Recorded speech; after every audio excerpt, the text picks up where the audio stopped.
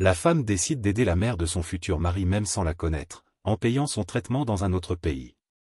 Cependant, quelque temps après, lorsqu'elle rencontre enfin sa belle-mère. Le traitement de la belle-mère et réunion familiale, la femme d'affaires Isabelle a financé le traitement médical de sa future belle-mère à l'étranger, bien qu'elle ne l'ait jamais rencontrée en personne. Plus tard, elle a organisé un dîner dans son manoir pour la rencontrer. Une nuit d'inquiétude, après le dîner, Isabelle a passé une nuit pleine d'inquiétude et de prémonitions, ressentant une souffrance émotionnelle aiguë. Elle a cherché du réconfort dans 2 verres d'eau citronnée. La femme d'affaires, Isabelle, se tenait devant la grande fenêtre de son bureau, contemplant l'horizon avec une expression pensive. Elle n'avait jamais rencontré sa future belle-mère en personne, mais lorsqu'elle avait appris que cette dernière nécessitait un traitement médical coûteux à l'étranger, elle n'avait pas hésité.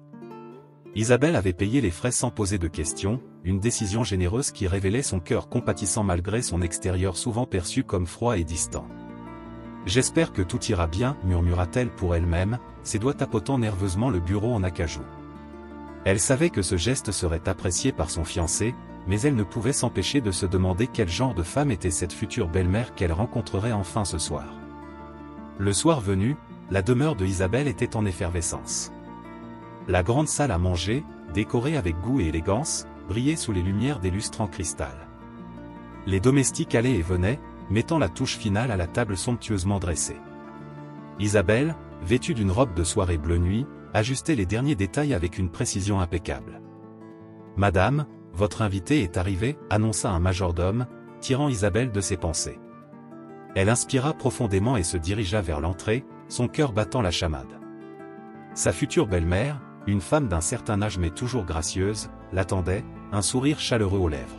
« Bonsoir, Isabelle. Merci infiniment pour tout ce que vous avez fait pour moi. Vous êtes un ange. » Isabelle sourit, sentant une vague de soulagement la submerger. « C'est un plaisir de vous rencontrer enfin.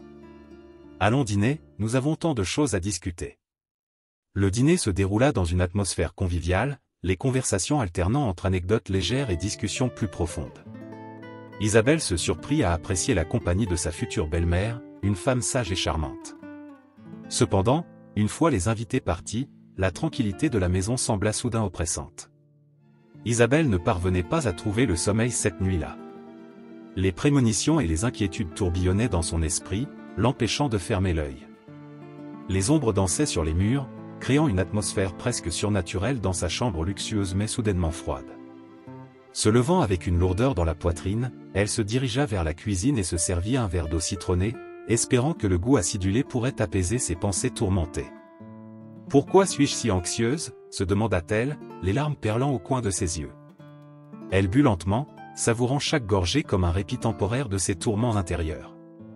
Mais malgré l'apaisement momentané, une profonde souffrance émotionnelle continuait de l'assaillir. Prenant un deuxième verre, elle retourna dans le salon, s'asseyant dans un fauteuil en velours. Les pensées sombres revenaient sans cesse, chaque prémonition semblant plus réelle que la précédente. « Je ne comprends pas », murmura-t-elle à haute voix, la voix brisée par l'émotion. Tout devrait aller pour le mieux, alors pourquoi ai-je ce sentiment de terreur imminente? Le silence de la nuit ne lui offrit aucune réponse, la laissant seule avec ses angoisses. Les premières lueurs de l'aube trouvèrent Isabelle épuisée, le visage marqué par une nuit sans repos. Elle savait qu'elle devait faire face à ses sentiments, mais à cet instant précis, tout ce qu'elle désirait était un peu de paix. Se levant lentement, elle se dirigea vers la fenêtre, observant le lever du soleil avec un mélange d'espoir et de résignation. « Demain est un autre jour », se dit-elle, tentant de se rassurer. Mais au fond d'elle-même, elle savait que cette nuit de tourment marquerait le début d'une période d'incertitude et de défis qu'elle n'avait pas encore envisagés. Isabelle, une femme toujours indépendante, avait suivi les désirs de son père en complétant ses études universitaires en Suisse. Dès son arrivée, elle fut émerveillée par la beauté des montagnes enneigées et l'effervescence culturelle de ce petit pays au cœur de l'Europe. Les jours passés à l'université étaient remplis de découvertes et de rencontres enrichissantes, qui élargirent ses horizons de manière incommensurable. « Papa, je pense rester ici après mes études », avait-elle annoncé un jour lors d'un appel téléphonique. Son père, bien que un peu surpris, savait que sa fille avait toujours eu l'esprit aventurier. « Je comprends, ma chérie. Fais ce qui te rend heureuse, répondit-il, sa voix empreinte de fierté. Après avoir obtenu son diplôme, Isabelle décida de s'établir en Suisse. Elle investit ses économies et son énergie dans la création d'une agence de publicité. Grâce à son travail acharné et à sa créativité, l'agence prospéra rapidement, attirant des clients prestigieux de toute l'Europe. C'est au cours d'une de ses réunions professionnelles qu'elle rencontra Philippe, un homme d'affaires local. Leur rencontre fut marquée par une étincelle immédiate. Philippe, avec son charme et son assurance, attira rapidement l'attention de Isabelle. Ils commencèrent à se fréquenter et, peu de temps après, décidèrent de se marier.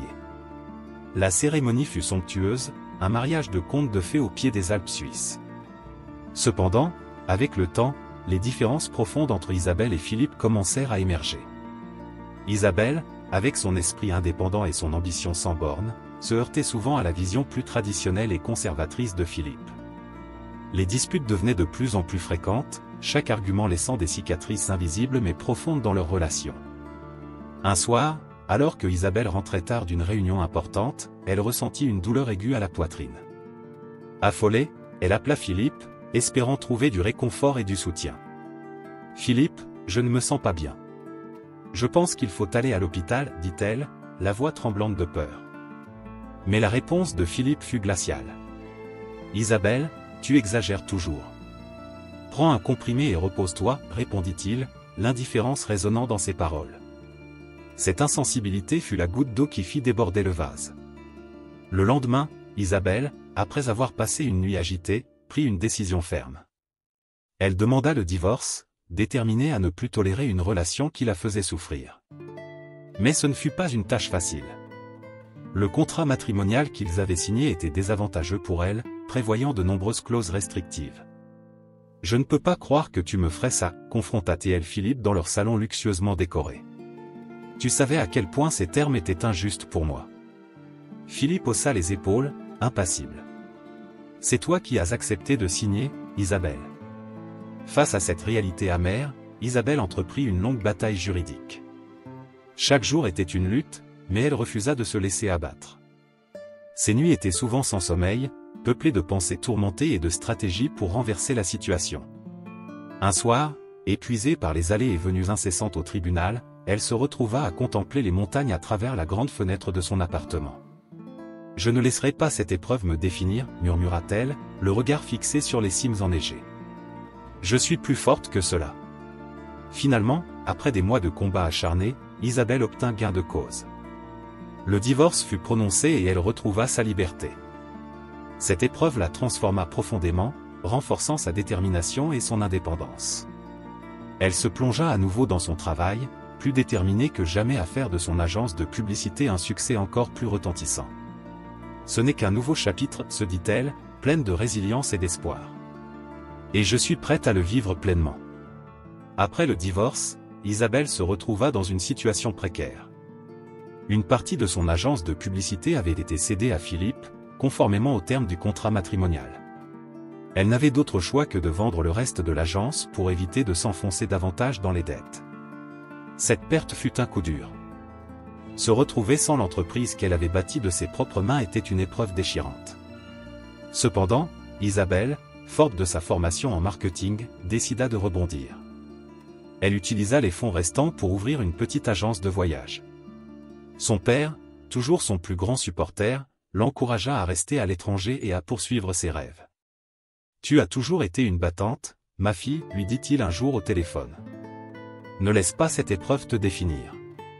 Je crois en toi. » Les paroles de son père résonnaient en elle comme un mantra. Avec détermination, Isabelle se plongea dans son nouveau projet. Son expertise en marketing et sa persévérance lui permirent de faire prospérer rapidement l'agence de voyage. Chaque nouvelle réservation, chaque client satisfait était une victoire personnelle. Un soir, alors qu'elle travaillait tard dans son bureau, son téléphone sonna. Le nom de l'avocat de son père apparut sur l'écran, et une sensation de malaise s'installa immédiatement en elle.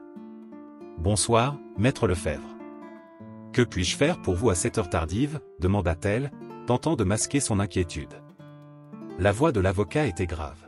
« Isabelle, je suis désolé de vous annoncer une terrible nouvelle. Votre père a subi une crise cardiaque fulgurante. Il est décédé cet après-midi. » Les mots résonnèrent comme une cloche funèbre. Isabelle resta un moment sans voix, la réalité peinant à s'imposer. « Non, ce n'est pas possible, murmura-t-elle enfin, la voix brisée par l'émotion. Je lui ai parlé il y a à peine quelques jours. Il allait bien. Je comprends votre choc, Isabelle. Je suis désolé de devoir vous informer ainsi. Votre père vous aimait beaucoup. Sachez que je suis là pour vous aider dans ces moments difficiles. » Isabelle laissa tomber le téléphone, ses mains tremblantes. Une vague de douleur et de désorientation la submergea. Les souvenirs de son père, son soutien inébranlable, ses encouragements constants, tout cela envahit son esprit. Elle ressentit une dévastation émotionnelle profonde, comme si un pilier essentiel de sa vie venait de s'effondrer.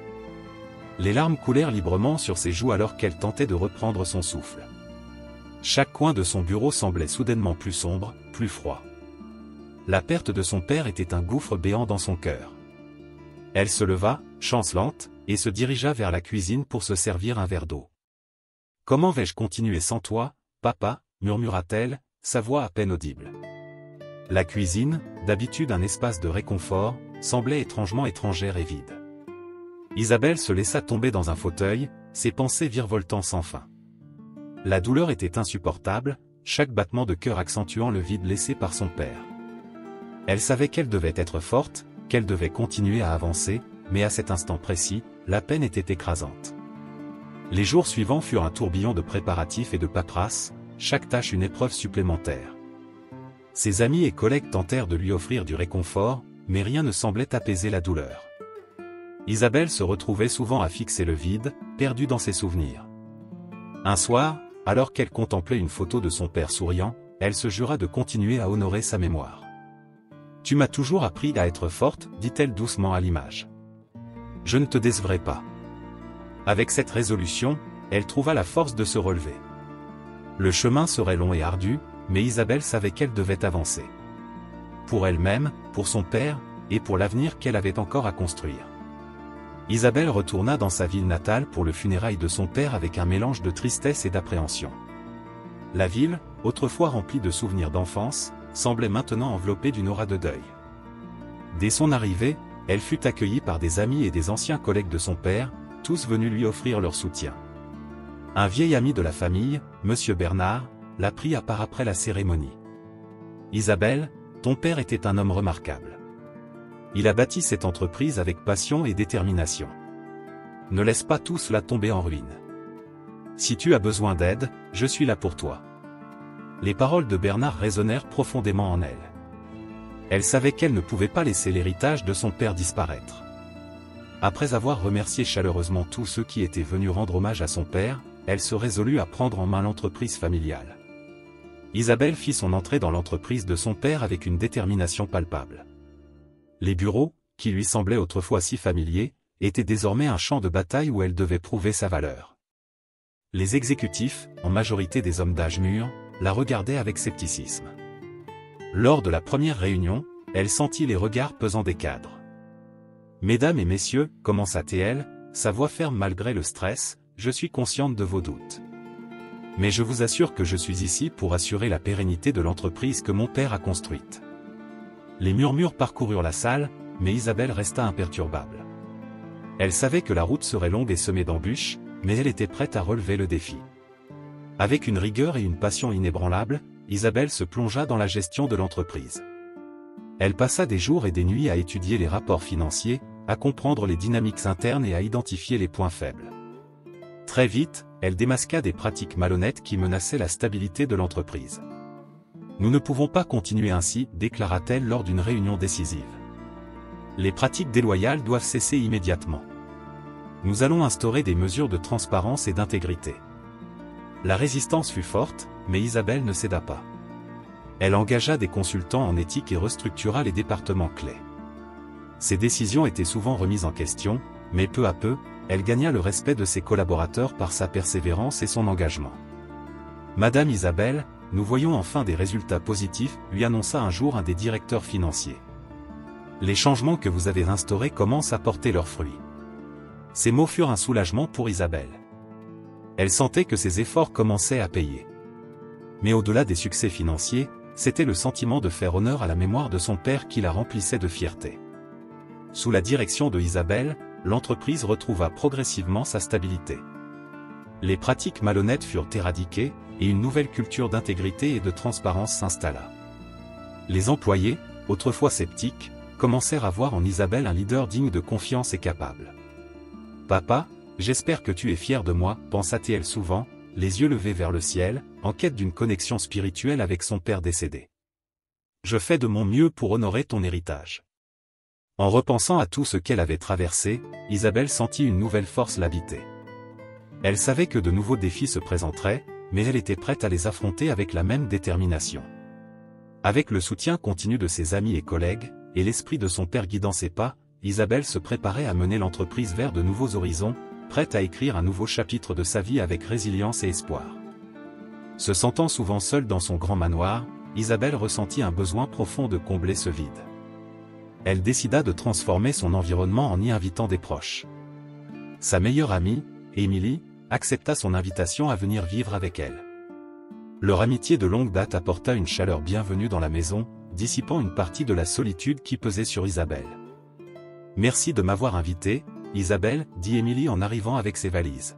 « Nous allons rendre cette maison plus vivante. » Pour ajouter encore plus de joie à sa vie, Isabelle adopta un magnifique berger allemand qu'elle nomma Lucky.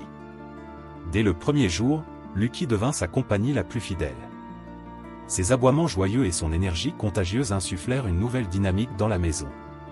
Un matin, alors qu'elle promenait Lucky dans un parc voisin, Isabelle remarqua un jeune homme assis sur un banc, l'air préoccupé. Lucky, curieux et amical, s'approcha de lui, attirant son attention. Le jeune homme leva les yeux et sourit en voyant le chien. « Il est magnifique, » dit-il en caressant Lucky. « Comment s'appelle-t-il » Lucky, répondit Isabelle avec un sourire. « Je m'appelle Isabelle. »« Et vous » Guillermo, répondit-il en se levant. « Je viens souvent ici pour réfléchir. Ma mère est malade, et c'est parfois difficile de tout gérer. » Touchée par sa sincérité, Isabelle entama une conversation avec lui. Ils parlèrent longuement, partageant leurs histoires et leurs aspirations. Une amitié naquit entre eux, marquée par la simplicité et l'honnêteté. Au fil des semaines, leur amitié se transforma en quelque chose de plus profond. Isabelle et Théo passaient de plus en plus de temps ensemble, se soutenant mutuellement dans leurs défis respectifs. Guillermo, malgré ses difficultés financières, apportait une perspective rafraîchissante à la vie de Isabelle, souvent marquée par le luxe et les affaires. « Je t'admire, Guillermo, » lui dit Isabelle un soir, alors qu'ils partageaient un dîner improvisé chez elle. « Tu fais tant pour ta mère. Ta force est inspirante. » Théo baissa les yeux, visiblement ému. « Merci, Isabelle. Mais c'est toi qui m'inspires. Malgré tout ce que tu as traversé, tu restes généreuse et forte. » Cependant, leur relation n'était pas sans défi. Les différences économiques entre eux étaient flagrantes, et Théo se sentait parfois mal à l'aise avec le luxe dans lequel vivait Isabelle. Il hésitait à l'inviter chez lui, craignant son jugement sur sa modeste demeure. « Guillermo, pourquoi ne m'as-tu jamais emmené chez toi ?» demanda-t-elle un jour, la voix douce mais ferme. « Je veux connaître toutes les facettes de ta vie, pas seulement les moments que nous partageons ici. » Théo soupira, les yeux fixés au sol. « Je ne voulais pas que tu te sentes mal à l'aise. Mon appartement est si différent de ce que tu connais. » Isabelle prit sa main, la serrant avec tendresse. « Ce n'est pas l'endroit qui compte, Guillermo. C'est toi. Ta vie, ta réalité, je veux en faire partie, peu importe les différences. » Ces mots touchèrent Guillermo, qui acquiesça lentement. « D'accord, Isabelle. Je veux que tu viennes voir où je vis, que tu comprennes d'où je viens. » Le jour où Isabelle visita l'appartement de Théo fut un moment crucial dans leur relation. L'endroit était modeste mais chaleureux, reflétant la dignité et le courage de Théo et de sa mère. Isabelle se sentit honorée de partager cet espace intime avec eux. « Merci de m'avoir accueilli, » dit-elle à Théo et à sa mère. « Votre maison est remplie de chaleur et d'amour. Je suis heureuse d'être ici. » Théo sourit, soulagé et heureux de voir Isabelle accepter sa réalité sans jugement. Leur relation s'approfondit encore, bâtie sur une compréhension mutuelle et un respect profond. Avec Lucky à leur côté, Isabelle et Théo commencèrent à envisager un avenir ensemble, déterminés à surmonter les obstacles et à construire une vie pleine de bonheur et de soutien réciproque. Leur amour, né dans l'adversité et nourri par la compréhension, devint une force inébranlable dans leur vie. Isabelle, animée par un profond amour et un désir d'aider Guillermo, prit la décision de régler discrètement les dettes médicales de sa mère. Elle espérait ainsi alléger le fardeau qui pesait sur ses épaules et renforcer leur relation. Cependant, cette action bien intentionnée eut des répercussions inattendues. Lorsque Théo découvrit ce que Isabelle avait fait, sa réaction fut loin de ce qu'elle avait imaginé. Il se sentit humilié et en colère. « Pourquoi as-tu fait ça sans m'en parler, Isabelle ?» demanda-t-il, la voix tremblante de frustration et de douleur. « Je ne veux pas être perçu comme un profiteur. J'aurais préféré que tu me laisses gérer ça à ma manière. » Isabelle, déconcertée par sa réaction, tenta de lui expliquer ses motivations. « Je voulais simplement t'aider, Guillermo. Je t'aime et je ne supportais pas de te voir souffrir autant. » Mais Guillermo, blessé dans son orgueil, se referma sur lui-même et s'éloigna. « J'ai besoin de temps pour réfléchir, » dit-il avant de partir, laissant Isabelle seule et désemparée. Les 3 jours qui suivirent furent parmi les plus longs et les plus pénibles pour Isabelle. Elle passait ses journées à revoir encore et encore la scène de leur confrontation, se demandant si elle avait fait une erreur irréparable. Lucky, son fidèle berger allemand, semblait ressentir son trouble et restait constamment à ses côtés, apportant un peu de réconfort dans cette période de doute. Émilie, toujours présente, essaya de la rassurer. « Isabelle, tu as agi par amour. Théo finira par comprendre cela. Donne-lui juste un peu de temps. » Mais malgré les paroles réconfortantes de son amie, Isabelle ne pouvait s'empêcher de s'inquiéter. La maison, qui avait repris vie avec l'arrivée de Guillermo, semblait à nouveau froide et silencieuse. 3 jours après leur dispute, alors que Isabelle commençait à perdre espoir, elle entendit frapper à la porte. Son cœur s'emballa lorsqu'elle ouvrit pour découvrir Guillermo, debout, tenant un bouquet de fleurs dans ses mains. « Guillermo » murmura-t-elle, les yeux remplis d'émotion. Il leva les yeux vers elle, l'air hésitant mais déterminé. « Isabelle, je suis désolé. J'ai réagi de manière excessive. Je sais que tu voulais m'aider. Ces derniers jours m'ont fait comprendre à quel point je tiens à toi. » Il lui tendit les fleurs, un geste simple mais chargé de signification. Isabelle les prit, les larmes aux yeux. « Je suis tellement désolé de t'avoir blessé, Guillermo. Je n'avais aucune intention de te faire sentir inférieur. » Théo secoua la tête. « Non, c'est moi qui ai mal compris tes intentions. J'ai laissé ma fierté prendre le dessus. Je veux que nous ayons un nouveau départ, sans secret ni malentendu. » Leur conversation se poursuivit longuement, chacun exprimant ses sentiments et ses peurs. Théo partagea son désir de ne pas être dépendant, et Isabelle promit de respecter davantage ses limites tout en lui offrant son soutien. Ils réalisèrent que leur amour pouvait surmonter les obstacles, à condition de communiquer ouvertement. Avec Lucky sautillant joyeusement autour d'eux, ils scellèrent leur réconciliation par un long baiser, marquant le début d'une nouvelle phase prometteuse dans leur vie commune. « Nous allons y arriver ensemble, » dit Guillermo, la regardant avec affection. « Peu importe les défis, je veux que nous les affrontions en tant qu'équipe. » Isabelle sourit, sentant une vague de soulagement et de bonheur l'envahir. « Moi aussi, Guillermo. Nous serons plus forts ensemble. » Cette réconciliation apporta une nouvelle dynamique à leur relation. Guillermo, désormais confiant dans l'amour et le soutien de Isabelle, commença à s'ouvrir davantage, partageant ses espoirs et ses rêves pour l'avenir. Isabelle, de son côté, apprit à trouver un équilibre entre son désir d'aider et le respect des sentiments de Guillermo. Ils se promirent de toujours communiquer honnêtement et de faire face aux défis ensemble, renforçant ainsi leur lien. Leur relation, née de l'adversité et nourrie par la compréhension et l'amour, se transforma en une force inébranlable, prête à affronter tout ce que l'avenir leur réservait. Isabelle était déterminée à faire de cette soirée un moment mémorable et agréable pour Isabelle, la mère de Guillermo, qui avait souffert de problèmes de santé depuis son jeune âge. Elle avait soigneusement préparé un dîner somptueux dans l'espoir de créer une atmosphère chaleureuse et accueillante. Lorsque Théo et Isabelle arrivèrent, Isabelle les accueillit avec un sourire radieux. « Bienvenue, Isabelle. C'est un plaisir de vous avoir ici, » dit-elle, embrassant doucement Isabelle. Isabelle, un peu réservée, sourit timidement. « Merci de m'avoir invité, Isabelle. Votre maison est magnifique. » Alors que les invités s'installaient dans le salon, Lucky, le berger allemand de Isabelle, montra des signes d'agitation. Il grognait légèrement en direction de Guillermo, créant une tension palpable dans la pièce. Isabelle, comprenant la nécessité de désamorcer la situation, décida de retirer Lucky. « Excusez-moi un moment, dit-elle en se levant. Je vais emmener Lucky dans une autre pièce. Il est un peu nerveux ce soir. » Théo la regarda avec gratitude, mais Isabelle semblait inquiète.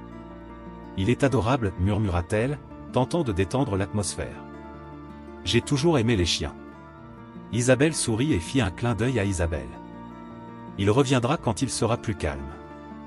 En attendant, faisons en sorte que vous soyez confortable. » Isabelle avait pris des mesures spéciales pour assurer le confort d'Isabelle, notamment en achetant une chaise orthopédique spécialement pour elle. Elle guida Isabelle vers la chaise et l'aida à s'asseoir avec précaution. « J'espère que vous trouverez cette chaise confortable, Isabelle. Si vous avez besoin de quoi que ce soit, n'hésitez pas à me le dire. » Isabelle s'installa avec gratitude. « Merci beaucoup, Isabelle. C'est très attentionné de votre part. » Le dîner commença avec des conversations courtoises, mais la tension entre Théo et Isabelle était perceptible. Ils parlaient à voix basse, échangeant des regards inquiets. Isabelle, sensible à l'atmosphère tendue, fit de son mieux pour les mettre à l'aise. « Isabelle, j'ai préparé quelques plats traditionnels que Théo m'a dit que vous aimez.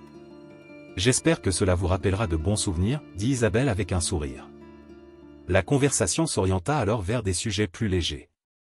Isabelle raconta des anecdotes amusantes sur Lucky et ses mésaventures, ce qui fit sourire Isabelle. Cependant, malgré ses efforts, une certaine réserve persistait entre Isabelle et Guillermo. « Comment vous sentez-vous ce soir, Isabelle » demanda Isabelle, cherchant à s'assurer du confort de son invité. « Je me sens bien, merci, Isabelle, » répondit Isabelle avec une certaine émotion dans la voix. « Votre hospitalité me touche beaucoup. Je suis simplement un peu fatigué, mais ce dîner est merveilleux. » Guillermo, qui observait la scène, prit la main de sa mère et la serra doucement. « Merci, maman, d'être venue. Ça signifie beaucoup pour moi. » La soirée avançait et, malgré les moments de tension, il était clair que les efforts de Isabelle pour créer un environnement accueillant avaient un impact. Isabelle semblait peu à peu se détendre, et même Théo semblait plus à l'aise. « Je suis heureuse que nous ayons pu nous réunir ce soir, » dit Isabelle en levant son verre. « À la famille et au nouveau début. » Les trois levèrent leurs verres, un geste simple mais chargé de promesses. La soirée se termina sur une note plus douce, avec des discussions plus ouvertes et une compréhension mutuelle naissante. Isabelle savait que ce n'était qu'un début, mais elle était déterminée à continuer à bâtir des ponts et à renforcer les liens entre eux. Lucky, quant à lui, revint dans la pièce après le dîner, plus calme et curieux. Isabelle tendit une main amicale vers lui. « Viens ici, beau garçon, » dit-elle doucement. Le chien s'approcha prudemment, et lorsqu'il posa sa tête sur les genoux d'Isabelle, un sourire se dessina sur son visage. C'était un petit signe, mais pour Isabelle, cela symbolisait l'espoir d'une harmonie future. Cette soirée marquait le début d'une nouvelle phase, promettant des défis mais aussi des moments de joie et de rapprochement. Ensemble, Isabelle, Théo et Isabelle se préparaient à naviguer les complexités de leur vie entrelacées, avec la promesse d'un soutien et d'une affection renouvelée. La conversation autour de la table se fit progressivement plus détendue. Isabelle, encore un peu nerveuse, but quelques gorgées de vin pour se calmer. « Ce vin est délicieux, Isabelle, » complimenta-t-elle. « Cela me rappelle les soirées d'été quand Théo était enfant. » Théo esquissa un sourire en entendant sa mère évoquer des souvenirs d'enfance. « Maman, n'exagère pas. » dit-il doucement, tentant de la rappeler à la discrétion. Isabelle, néanmoins, continua avec enthousiasme. « Tu te souviens, Guillermo, de l'été où tu as décidé de construire cette cabane dans l'arbre. Tu étais si déterminé, même si l'arbre était bien trop petit. » Isabelle écoutait avec plaisir, imaginant Théo enfant. « Ça devait être adorable à voir, » dit-elle en riant doucement. Après le dîner, Isabelle invita ses invités à se déplacer dans le salon. Isabelle, déjà plus à l'aise, suivit volontiers. En entrant dans le salon, ses yeux furent attirés par les nombreuses photos encadrées qui ornaient les murs. « Vos photos sont magnifiques, Isabelle, » dit Isabelle, en observant attentivement chaque cadre. « Mais je remarque qu'il n'y a pas de photo de votre mère. Est-ce qu'elle n'aime pas être prise en photo ?» Isabelle sentit une pointe de tristesse mais répondit avec douceur. « Ma mère est décédée quand j'étais très jeune. Je n'ai pas beaucoup de photos d'elle. » Pour changer de sujet, Isabelle alla chercher une photo ancienne de son père qu'elle aimait particulièrement. Mais voici une photo de mon père. Il a toujours été ma plus grande inspiration, dit-elle en tendant le cadre à Isabelle. À la vue de la photo, Isabelle se figea. Son visage pâlit soudainement, et elle porta une main tremblante à sa bouche. « Oh mon Dieu » murmura-t-elle, vacillant sur ses pieds. Théo se précipita pour la soutenir. « Maman, ça va » demanda-t-il, inquiet. Isabelle prit une profonde inspiration, essayant de se ressaisir. « Je suis désolée » dit-elle finalement. « C'est ma pression artérielle. Et je ne suis pas habituée à sortir autant en public. Il vaut mieux que je rentre chez moi. » Isabelle, bien que préoccupée, accepta la décision d'Isabelle. « Je comprends. Votre santé est la priorité. Je vais demander à Théo de vous raccompagner. » Théo aida sa mère à se lever, et ils se dirigèrent vers la porte. Isabelle se tourna vers Isabelle avant de partir. « Merci beaucoup pour cette soirée, Isabelle. Vous êtes une hôte merveilleuse. Ce fut un plaisir de vous avoir ici, Isabelle. Prenez soin de vous, répondit Isabelle avec sincérité. Après leur départ, Isabelle resta un moment pensivement dans le salon, réfléchissant à la réaction intense d'Isabelle en voyant la photo de son père. Quelque chose dans cette réaction semblait plus profond que ce qu'Isabelle avait laissé entendre. Lucky, sentant la mélancolie de sa maîtresse, s'approcha et posa sa tête sur ses genoux, cherchant à la réconforter. Isabelle le caressa doucement, perdue dans ses pensées. « Il y a quelque chose que je ne comprends pas, Lucky, murmura-t-elle. Pourquoi cette photo a-t-elle autant affecté Isabelle ?» Les jours suivants, cette question ne cessa de tourner dans l'esprit de Isabelle. Elle savait qu'elle devrait en parler à Théo à un moment donné, mais elle voulait d'abord lui laisser le temps de s'occuper de sa mère. Le mystère entourant la réaction d'Isabelle semblait jeter une nouvelle lumière sur leur relation et sur les liens cachés entre leurs familles. Mais pour l'instant, Isabelle décida de se concentrer sur le positif. Isabelle avait accepté son invitation et partagé des souvenirs précieux. Et malgré le malaise final, il était clair que des liens se tissaient, promettant des découvertes et des révélations futures. Avec détermination, Isabelle se prépara à naviguer ces nouvelles complexités avec la même force et la même résilience qui avaient toujours guidé sa vie. Je m'excuse pour la confusion précédente. Voici le texte entièrement en français. Méfiante, Isabelle avait décidé de faire appel à une agence de détectives pour découvrir où vivait Isabelle. Après des semaines d'attente pleines d'incertitudes, elle arriva enfin devant une modeste maison à la périphérie de la ville. Le cœur battant, Isabelle prit une profonde inspiration devant la porte en bois usée par le temps et les intempéries. En entrant, elle fut accueillie par une femme au visage fatigué et au regard résigné, qu'elle reconnut immédiatement comme étant Isabelle. Le salon modeste, meublé de vieux meubles et peu orné, contrastait avec l'élégance habituelle de Isabelle. Isabelle, tenant une tasse de thé dans ses mains tremblantes, semblait hésitante mais prête à parler. « Isabelle, je suppose que tu es venue pour des réponses, » dit Isabelle d'une voix douce mais chargée d'émotion. « Je suis désolée que tu aies découvert les choses de cette façon. » Isabelle, les yeux remplis d'une combinaison complexe de colère et de douleur, répondit d'une voix à peine audible. « Pourquoi, Isabelle? Pourquoi as-tu menti sur quelque chose d'aussi crucial ?» Isabelle baissa la tête, les larmes commençant à perler au coin de ses yeux. « Théo m'a engagé, » commença-t-elle, sa voix trahissant à la fois la honte et la peine. « Il voulait que je me fasse passer pour ta mère malade, pour obtenir de l'argent de toi. Mais il n'a jamais tenu sa promesse de me payer. » Isabelle sentit une vague de tristesse l'envahir. Elle s'approcha lentement de Isabelle et s'assit à côté d'elle sur le vieux canapé élimé. « Pourquoi, Isabelle? Tu étais censée être ma mère. Comment as-tu pu faire ça ?» Les mains d'Isabelle tremblaient toujours. « Je sais que cela semble impardonnable, » murmura-t-elle, ses yeux cherchant les siens avec anxiété. « Mais il y a quelque chose que tu dois savoir. Je ne suis pas seulement une actrice engagée. Je suis aussi ta vraie mère biologique. » Les mots d'Isabelle firent l'effet d'une bombe dans l'esprit de Isabelle. Elle sentit son souffle se couper, son esprit tourbillonner de confusion et d'émotions contradictoires. « Comment est-ce possible ?» demanda-t-elle d'une voix étouffée, ses yeux cherchant désespérément des réponses dans ceux d'Isabelle. Isabelle prit une profonde inspiration, rassemblant tout son courage pour expliquer. « Après ta naissance, j'ai accepté de porter ton père comme mère porteuse par nécessité économique, » commença-t-elle, sa voix maintenant empreinte de tristesse et de réminiscences douloureuses. « Mais je n'ai jamais eu la chance de te dire au revoir. On m'a enlevé l'enfant immédiatement après la naissance. Les mots d'Isabelle résonnaient dans la pièce, remplissant l'air de lourdeur et de chagrin. Isabelle, bouleversée par la révélation, se sentit soudainement dépassée par une vague de compassion envers la femme qui avait joué un rôle si crucial et si douloureux dans sa vie. Isabelle, murmura Isabelle, sa voix vacillant alors qu'elle tendait la main pour prendre celle d'Isabelle dans la sienne.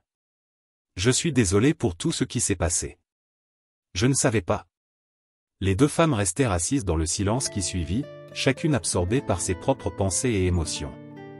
Le poids du passé semblait s'alourdir, mais entre elles, il y avait aussi une étincelle fragile de compréhension naissante. Finalement, Isabelle brisa le silence d'une voix hésitante mais empreinte d'une nouvelle détermination. Isabelle, je ne m'attendais pas à te revoir ainsi. Je comprends si tu ne peux pas me pardonner. Isabelle leva les yeux vers Isabelle, sentant une lueur de résolution éclairer son regard. Isabelle, peu importe ce qui s'est passé, tu es ma mère. Rien ne peut changer ça. Les deux femmes s'enlacèrent alors, des larmes silencieuses coulant sur leurs joues, témoignant d'une réconciliation fragile mais profonde, née dans les ombres du passé et illuminée par la vérité enfin révélée. Isabelle était submergée par une vague d'émotions alors qu'elle prenait la décision de ne pas abandonner Isabelle. La jeune femme insista pour que sa fille vienne vivre avec elle, créant ainsi un nouveau lien profond entre mère et fille. Isabelle, un peu timide au début, finit par accepter l'invitation chaleureuse de Isabelle, et bientôt, Lucky, le chien fidèle de Isabelle, accueille Isabelle avec une affection instantanée, renforçant ainsi la nouvelle dynamique familiale naissante. Les mois passèrent et, suivant les conseils avisés de Émilie, Isabelle décida de dénoncer Théo pour fraude. Malgré ses tentatives pour fuir le pays, Théo fut arrêté avant de pouvoir s'échapper. Cette victoire amère s'entremêlait avec une nouvelle bouleversante, Isabelle découvrit qu'elle était enceinte. Cette nouvelle apportait à la fois des préoccupations et des joies nouvelles dans sa vie déjà complexe. La grossesse de Isabelle fut une épreuve difficile, marquée par la toxémie et l'édème. Malgré les recommandations médicales strictes, elle s'obstinait à travailler jusqu'au dernier moment possible pour assurer un avenir stable pour sa famille naissante. Les jours passaient, tandis que chaque mouvement devenait de plus en plus éprouvant pour Isabelle. Une nuit, alors qu'elle se sentait particulièrement mal, elle fut secourue par Julien, un ancien médecin qui connaissait bien la famille. Il l'aida à se rendre d'urgence à l'hôpital, où il joua un rôle crucial dans le sauvetage imminent de sa fille à naître. Dans l'ambulance qui filait à travers la ville endormie, Isabelle sentait à la fois la peur et l'espoir lui serrer le cœur. Julien était à ses côtés, lui tenant la main avec une tendresse rassurante. « Tout ira bien, Isabelle » murmura-t-il doucement, ses yeux scrutant les siens avec une confiance apaisante. Arrivée à l'hôpital, Isabelle fut immédiatement prise en charge par une équipe médicale déterminée. Julien resta près d'elle tout au long du processus, l'aidant à traverser chaque contraction et chaque moment d'incertitude.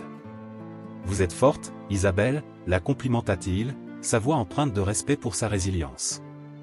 Le moment du partage arriva enfin, et Isabelle se retrouva plongée dans un tourbillon d'émotions alors qu'elle donnait naissance à sa fille prématurée. Les larmes coulaient sur ses joues alors qu'elle entendait le premier cri fragile de son bébé. « Bienvenue au monde, ma petite guerrière » murmura-t-elle avec un mélange d'épuisement et d'extase. Julien observait la scène avec une admiration discrète, ses propres émotions reflétant la beauté et la fragilité de la vie devant lui. « Vous avez fait un travail incroyable, Isabelle » dit-il doucement, sentant une connexion profonde se former entre eux dans ce moment précieux. Les jours qui suivirent furent remplis de défis et de petits miracles. La petite fille lutta pour sa survie dans l'unité de soins intensifs néonatale, tandis que Isabelle se remettait lentement de l'épreuve éprouvante de l'accouchement prématuré. Chaque jour apportait de nouvelles inquiétudes et de nouveaux espoirs, renforçant encore le lien indéfectible entre Isabelle et leur nouvelle famille, qui grandissait à chaque instant.